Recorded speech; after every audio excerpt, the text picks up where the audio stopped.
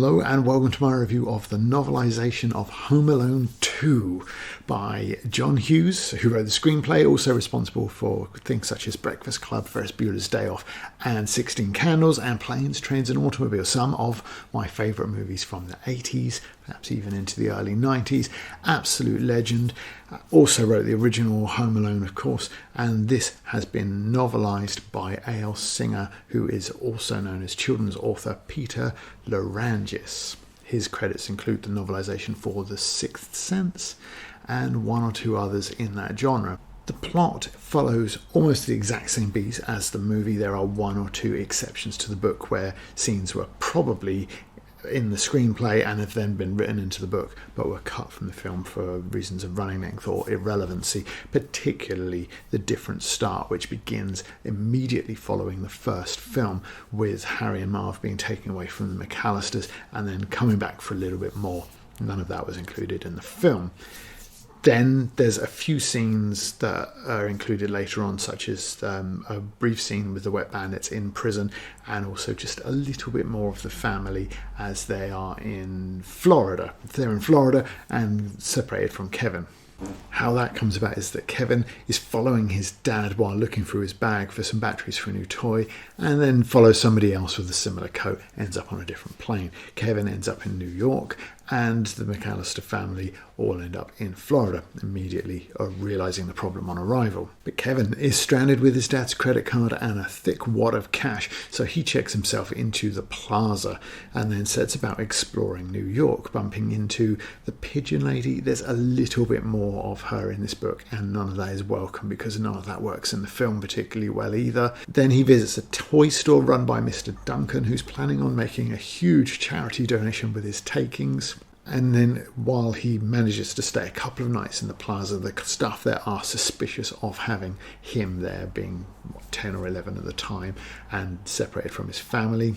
And he manages to pull a few pranks to keep them guessing. However, the McAllisters cancel their credit card and Kevin is soon evicted from the hotel, bumping into the Wet Bandits, who then outline literally all of their plans, including their plan to rob the toy shop. Naturally, Kevin escapes from them and runs to his uncle's townhouse, sets about rigging it with traps, and then he goes back to the toy shop where Harry and Marv are in the process of robbing it, and then he taunts them and then makes them chase him to the house and sets about abusing them, then leading them into the park and then trapping them with birdseed, which causes a cloud of pigeons to hold them long enough for the police to arrive. The family finds Kevin because he likes Christmas trees. And again, that's something that's a little bit more prominent here than it is in the screenplay, where it really is just sort of thrown away line at the beginning and at the end. There's a little bit more here.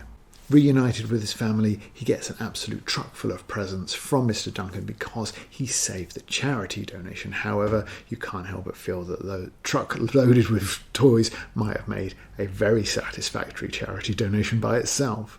Now, the film is not a patch on the original. However, it does have some of that similar charm, mainly because it just repeats the same beats as the first, including what is kind of like a bait and switch, in that it sets it up like they're going to rob the toy store, and you think that Kevin is going to foil that robbery in the toy store and set up his usual tricks and traps there. But he doesn't. He just leads them from there to the townhouse, where things pretty much play out exactly as they did in the first film.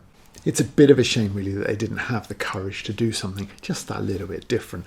But also in the novel, you see Singer / Larangis trying to generate some fake stakes that aren't there for his characters to try and make the plot move along when it really doesn't. Kevin had to work fast. He set the can directly under the window, then tried to balance the plank evenly on it. Next, he took out the letter he'd written in the cab. He needed one more thing, a big rock. He looked around frantically. Where would he find a rock on a city street? So the stakes, if you like, are that he has to work fast. Why? There's no indication that the Wet Bandits are coming out at that point. They're still robbing the store. He's looking around frantically as a result of that. Where would you find a rock on a city street? Well, you find a brick or something without any trouble at all, I would have thought. You'll find something. It's just a non-stake that they've tried to inject. But why? The situation in the plaza should have been the end of the film. They should have forgone, why is this child here? The credit card's been cancelled. That's a bit strange, but he's clearly not a credit card thief. He's a 10-year-old. And then the credit card being cancelled, you think they would also be able to put a message there saying, if it happens to be being used by a 10-year-old boy, please tell him that his mum's on his way. So the plot's a little bit of nonsense, but really in this sort of thing, you shouldn't expect too much from it. It really is an excuse for set pieces, and that kind of is the attraction to it. We love to see Harry and Marv getting the treatment that they get. And this is probably not surprisingly, given Larrangis's history as a children's author, very much for kids, not for young adults, but for kids. That is proven by the fact that the font in use is enormous. There's really a lack of any sort of challenging punctuation even. There are occasions where you think, a semicolon would make your point better there, but nope, because kids might not know what that means, so we'll leave that out. There's no challenging language. It leads to some pretty boring prose as well. Beyond a bit of onomatopoeia, there isn't much going on. Whir, pock, pock, chucker, chucker, with a sputter and a wheeze, the mower roared to life. What do kids get from this when it's just a list of things that happened? Particularly in this scene, which was very much trimmed down in the movie, but in the book is a number of pages, and it details the things as Kevin goes through the house, setting up his traps for the Wet Bandits. Again, it just reads like a list of things that are done. There is no energy put into it. There's no charm or wit or cleverness, and in that regard you can really see why in the film it was cut down to a very small part, whereas even in the film it would have translated far better than it does on the page. I'm going to skip most of the steps. There were 7 in total. This is 2 or 3 pages. Again, who are we writing for? It's very much a child's book. Why would you labour this so much? Step 3, the first floor. He ran to the kitchen, where there was a plumber's bag and lots of loose wrenches. Just outside the kitchen was a back door. Over it, Kevin hung the plumber's bag from the ceiling. He tied another rope from the doorknob to the bag zipper. Then he loosened the knob with a screwdriver. On his way out, he grabbed a box of matches and stuffed them into his pocket. It also, because of that lack of real energy or sparkle in the writing, doesn't have any great emotional resonance at all. For example, the scene where Kevin initially meets a pigeon lady and is supposed to be scared of her plays out like this, and it really just is completely hollow. It seemed to be an old woman. Pigeons resting along every inch of her arms. They covered her head and shoulders, stuck out of her ragged coat pockets, hung from her skirt. Sick was all Kevin could say. The lady was giving him the creeps. She was like something from a horror movie. He turned and ran out of the park. He didn't run screaming. He didn't race out of the park. He didn't rip and tear, launch himself out of the park. There wasn't any energy there. We've just had the worst verb choice going. We could do a little more, even though we're writing for children, to try and make some emotional resonance in there, because there really is precious little. And why are you running from somebody if you're not frightened? Let's have more of an indication of why and how that manifests, even when we're writing for children, please. And another thing that's quite surprising, given the origin of its screenplay, John Hughes, who wrote some of the most character-driven pieces of comedy from the 80s and 90s, is that Kevin really doesn't work that well here. There's very, very little that a writer can do to make him more interesting. However, we do have this quote here, which sort of speaks to some of that charm that Macauley Culkin did bring to the role. When Kevin makes a donation to the Duncan charity, the owner asks him if he can spare that much, and he says, I'll probably just spend it on stuff that rots my teeth and mind. This is not really something that a young person would say. If a young person did say it, like in school where I've taught, for example, you might have a little chuckle about the maturity of it, knowing that most likely it's been parroted rather than sort of thought up. However, it's still quite charming. But then you have this at the end. Don't you guys know that a kid always wins against 2 idiots? He taunted. Again, we're looking at the dialogue tag. How young do you have to be to not understand that that is him taunting them? And if you're so young that you don't understand that, you're probably so young that you don't understand what taunt means.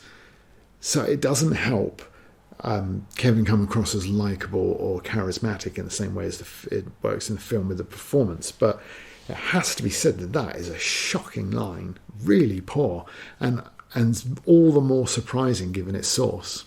So the list of things in the novelisation that don't work, or perhaps work even less well than they do on the screen, would certainly include the Pigeon Lady, seeing more of her in it, and there's a couple of quite lengthy scenes that really the story could do without, and the film does actually do without one of them. And the moral of it is pretty weak, especially given the extraordinary wealth of the McAllisters. We really don't need Kevin lecturing a lady down on her luck on what she ought to have done better in her past.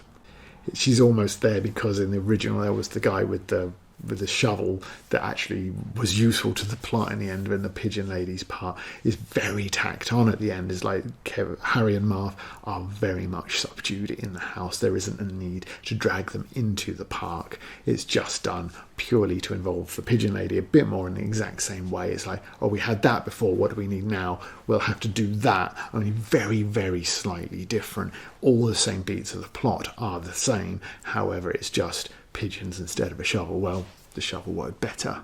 What does work quite well in places is that there are occasional bits of dialogue. We've seen Kevin's dialogue there with the rotting my brain. That kind of works. It's almost chuckle-worthy even on the page, let alone when delivered by Macauley Culkin himself. There's a nice bit where his mother is berating the staff at the hotel, and she says, "What kind of idiots do you have working for you?" Mrs. McAllister screamed. "The finest in New York, ma'am," the clerk stammered. And again, even writing for the audience that this is aimed at, those dialogue tags aren't really necessary, particularly not the second one. It really doesn't add anything. But when you have screamed and stammered, this is the first time I think that the singer is actually trying to do something with the choice of words, and yet what it leads to is an overplaying of the situation, because if it's this desperate, which technically it should be when you're 10 year olds lost in New York, that reaction then doesn't ring true.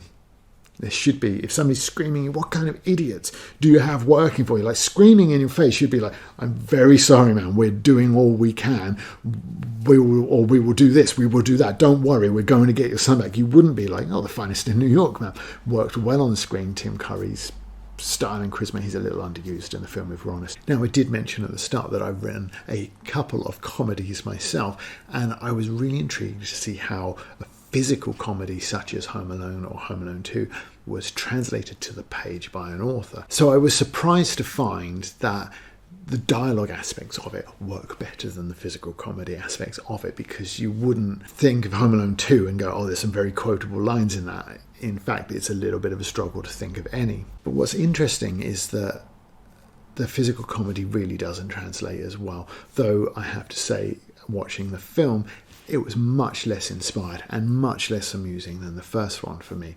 So perhaps it isn't surprising that it doesn't translate brilliantly. However, again, it's just Singer's reliance on onomatopoeia. He does very little as an author, and of course, given that he's deliberately writing for a young audience, that's quite understandable.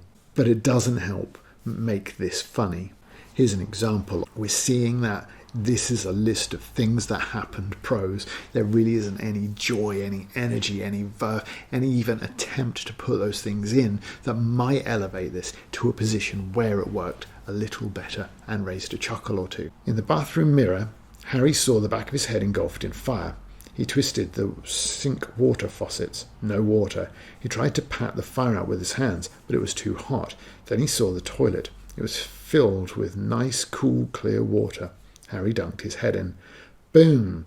It may have looked like water, but it exploded like kerosene. Now, I like this last bit. It may have looked like water, but it exploded like kerosene. But in fact, I'd probably cut the onomatopoeia out. We don't need that there, even though we're writing for children. It's still going to work without it, I think. Probably better without it. Again, make it work better, set up Harry's desperation, the heat of it on his head, like the panic almost. Then the water in the toilet becomes an offer of salvation almost, and like those extremes make it work better. And if you watch the film, they have no compunction at all in showing sort of extremes of suffering and violence in a comedic way. The film has got that bit right, but the book hasn't. Overall, I would say that the novelisation for Home Alone 2 it's really very much aimed at a young audience. If you're over the age of perhaps 12 or 13, then there are probably much better texts for you to be reading. For example, mine. Why not? But anything, we talked about on the channel, things like Jessica Jenkins would probably be a better option for you. Skullduggery, Murder Most Unladylike. Any of these are sort of comedic, but have more of a story and have a much more interesting set of characters and written in a much more interesting way. So there's not much to recommend here. However, it isn't bad. Not when you take into consideration who it's aimed at, the strength of the script the singer was working with. I don't know what more you could expect from it. It's really not very funny, but it has its moments. It's not particularly well written, but it wasn't intended to be. The characters are not particularly likeable, but then they're only intended to be there to move from one set piece to the other anyway. So in that regard, it's okay, but very, very difficult to recommend to anybody. It's just so much less inspired than the original, and that's true of the film as well.